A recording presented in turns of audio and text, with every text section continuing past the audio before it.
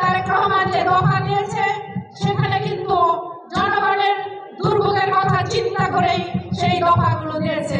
আপনারা একটু মনোযোগ সহকারে এই দফাগুলো পড়বেন, দেখবেন যে আপনাদের কথা ওইখানে কোনো না কোনো জায়গায় লেখা আছে।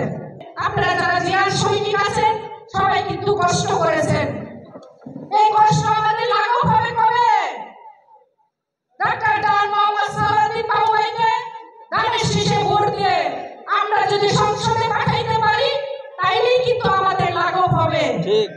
আপনারা সকলে অবগত আছেন, বাংলাদেশ জাতীয়তাবাদী দল বিএনপি থেকে আমাদের সকলের প্রিয় নেতা, আমার রাজনৈতিক অভিভাবক, দেওয়ান পরিবারের সুযোগ্য উত্তরসূরি ডাক্তার ডান মোহাম্মদ সালাউদ্দিন বাবু ভাইকে চূড়ান্তভাবে মনোনীত করেছেন। আমাদের প্রিয় দল বাংলাদেশ জাতীয়তাবাদী দল বিএনপি এবং এর যে সকল নেতৃবৃন্দ আছেন, বিশেষ করে আমাদের তারেক রহমান, বিএনপির চেয়ারপারসন দেশনেত্রী বেগম খালেদা জিয়া, যে আস্থা এবং বিশ্বাস আমাদের প্রিয় নেতা ডাক্তার সালাউদ্দিন বাবু ভাই এবং সাভারবাসী বলে গেছেন, তার ফলশ্রুতি হিসাবে আমরা সাভারবাসী বাংলাদেশের সবচেয়ে বেশি ভোটে ডাক্তার সালাউদ্দিন বাবু ভাইকে ধানের শীষে বিজয়ী করে আমাদের প্রিয় নেতা ডাক্তার তারেক রহমানকে উপহার দেবেন ইনশাআল্লাহ। আমরা এমন এক জায়গায় দাঁড়িয়েছি, এই গাজীপুর দক্ষিণ পাড়ায়। আমার কাছে যখন আমি আসলাম, আমার কাছে মনে হয়েছে এই 17 বছরে এই এলাকার উন্নয়ন হয় নাই। আমাদের বাবু ভাই যখন এমপি ছিল, বাবু ভাই যখন পরপর 2 বার নির্বাচিত এমপি ছিল, বিরোধী দলের এমপি ছিল, তখন এই এলাকায় অনেক উন্নয়ন হয়েছে, অনেক রাস্তাঘাট হয়েছে। আমরা কি আগামীতে এই রাস্তাঘাটগুলোর উন্নয়ন চাই? আমরা কি চাই গাজীপুর একটি সুন্দর গ্রামে পরিণত হবে? চাই?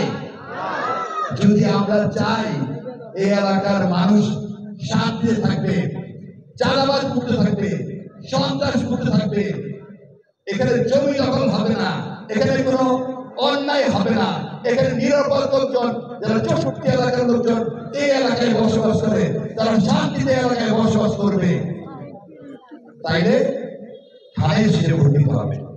ধানের শীষে আমাদের মনোনীত প্রার্থী ডাক্তার মোহাম্মদ সালাউদ্দিন বাবু ভাই পারে এই এলাকাকে শান্ত করতে, এই এলাকার উন্নয়নের সাথে তিনি যেভাবে 10 বছর জড়িত ছিলেন, ইনশাআল্লাহ আগামী দিনে আমরা ধানের শীষ প্রতীকে ডাক্তার মোহাম্মদ সালাউদ্দিন বাবু ভাইকে সংসদে পাঠাতে পারি নির্বাচিত করে এই এলাকার উন্নয়ন ইনশাআল্লাহ হবে। যদিও অনুষ্ঠানটি স্বেচ্ছাসেবক দলের, যেহেতু আমি এই ইউনিয়নের যারা গাজীপুরের মুরব্বী আছে তাদের কাছে আমি সবিনয় অনুরোধ করব, আমরা যখন গাজীপুরে প্রথম এসেছি এখানে আলমগীর আছে, আলমগীরের কাদা নাই, আলমগীরদের বাড়ির সামনে হাঁটু পরিমাণ কাদা ছিল, হাঁটু পরিমাণ, মহিষের গাড়ি চলতো, হাইটা যাওয়া যাইতো না। সেই রাস্তা কিন্তু আমরা বিএনপির সময় করেছি এবং যে রাস্তাটি কুমিরা থেকে আসছে এই রাস্তাটি সহ 8টি রাস্তা কিন্তু বিএনপির সময় করা হয়েছে। গাজীপুরের গ্যাস কিন্তু বিএনপির সময় আসছে, শুধু অল্প একটু জায়গা বাকি ছিল যেটা গাজীপুর মুন্সিপালিটির গ্যাসের বাকি ছিল, সেটাও প্রস্তাব করা হয়েছিল যেটা পরবর্তীতে আসছে। আমি বক্তব্য দীর্ঘায়িত করব না, আমি একটি কথা বলতে চাই, এই গাজীপুরবাসীর কাছে সবিনয় অনুরোধ করব, আগামী দিনে ফেব্রুয়ারিতে যে নির্বাচন হবে সেই নির্বাচনে দল মত নির্বিশেষে সকলে মিলে ধানের শীষের পক্ষে কাজ করার আহ্বান জানাচ্ছি। সামনে চাকরি করার অবস্থা, আমাকে চাকরি ছাড়তে হলো, কারণ সরকারি বিধি মোতাবেক সংসদ নির্বাচনে অংশগ্রহণ করলে সরকারি চাকরি করা যাবে না। 96 সালে আপনাদের বোর্ডে ধানের শীষ পার্টি এমপি হলাম, 2001 সালে এমপি হলাম, তারপরে 2008 সাল থেকে যে কাহিনী শুরু সেটা সবাই জানেন, এই কাহিনী বলে তো সময় নষ্ট করা যাবে না।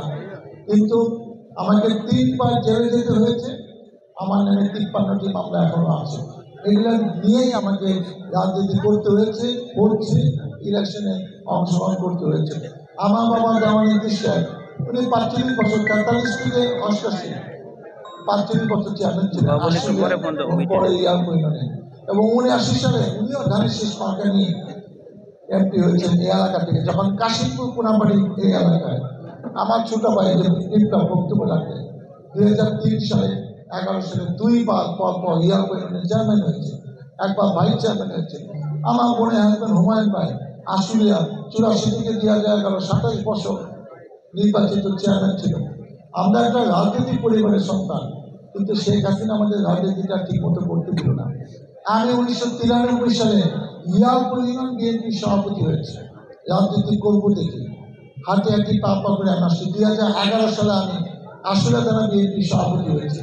2016 সালে আমাকে ঢাকা জেলা বিএনপির সভাপতি দায়িত্ব দিয়েছেন, 2022 সাল পর্যন্ত ছিলেন। এবং আমি 2008 সাল এবং 2018 সাল যে নির্বাচনে বিএনপি অংশগ্রহণ করেছে সেই দুইটা নির্বাচনও কিন্তু আমি মনোনয়ন পেয়ে ধানের শীষ মার্কে নির্বাচন করেছি। কিন্তু আপনি হয়তো ভোটই দিতে পারেন নাই, সেই ভোটের হিসাব আমার দরকার নেই। এবারও আমি ধানের শীষ প্রতীক পেয়েছি, যেটা ফেব্রুয়ারি মাসে 5 কিংবা 12 কিংবা অন্য একদিন নির্বাচন হবে। যে জনগণের আগে আস্থা অর্জন করতে হবে যে এই ছেলেটা কোন পরিবারে, সে কি কাজ করছে, মানুষের জন্য আগে কিছু কাজ করলে সে আপনি আমাকে বিশ্বাস করবে যে এই নেতা যোগ্য, তাকে ভোট দেওয়া যায়, সে একটা ভালো দল থেকে নির্বাচন করছে। মানুষ তো খালি আন্ডা কোনটা ভোট দেয় না, ভোট দলের হিসাবে জিনিস, তো সেটা আমরা করেছি।